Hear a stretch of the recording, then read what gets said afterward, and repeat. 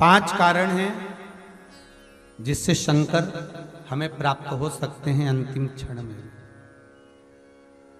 5 कारण। पहला, अगर आप शंकर के मंदिर में जाकर 1 लोटा पानी चढ़ा रहे हैं तो शिव की कृपा आज नहीं तो कल, कल नहीं तो परसों, कभी मेरे बाबा की कृपा आप पर बनेगी जरूर। ये शंकर के ही शब्द देवऋषि नारद को हैं। दूसरा,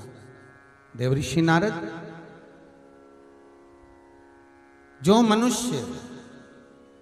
मस्तक पर त्रिपुंड धारण करता है, मस्तक पर त्रिपुंड लगाता है, शिव कहते हैं उसको मृत्यु के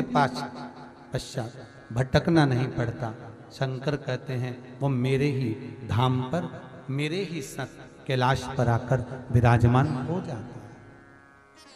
तीसरा,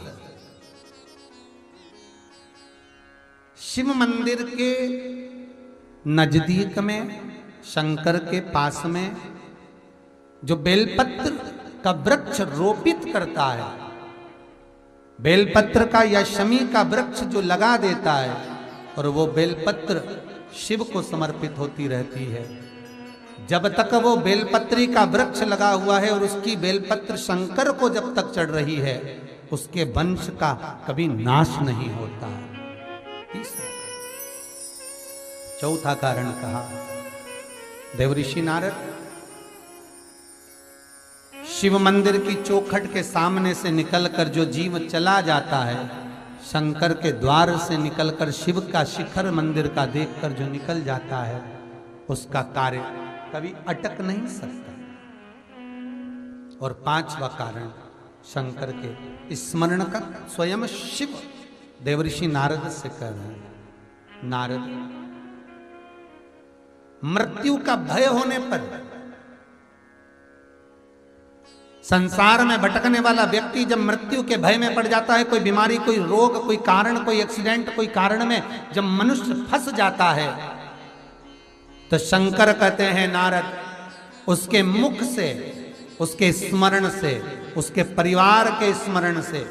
एक बार भी अगर दिल से मेरा नाम निकलता है तो मैं उस रोग को, उस कष्ट को, उस दुख को अपना जानकर उस कष्ट से निवारण कर दे। इसलिए हमारे यहाँ अगर किसी का एक्सीडेंट हो गया, कोई रोग हो गया, कोई बीमारी हो गई, कोई दुख आ गया, तो हमारे यहाँ तुरंत ब्राह्मण कहते हैं कि महामृत्युंजय का अनुष्ठान कराइए, महामृत्युंजय का जाप कराइए, शिव का स्मरण कराइए, शंकर का अनुमोदन कराइए। और फिर निवेदन करूंगा, बारंबार कहता हूं, आज फिर निवेदन करता हूं आप सभी से, अगर शरीर में कष्ट है, घुटने कमर में बहुत ज्यादा तकलीफ है, तो प्रदोष के दिन शंकर के, अभी महाशिवरात्रि आने में तो बहुत समय है, पर प्रयास करना कि प्रदोष के दिन शंकर के मंदिर की चौखट पर बैठकर, शंकर के मंदिर के द्वार पर बैठकर, शंकर पर चढ़ी हुई बेलपत्र खाना चबा चबा कर और घर आकर विश्राम कर 2-1 प्रदोष कर कर देखना, आपके घुटने और कमर में आपको खुद अंतर है। बाबा की बेलपत्र कोई साधारण नहीं है महाराज।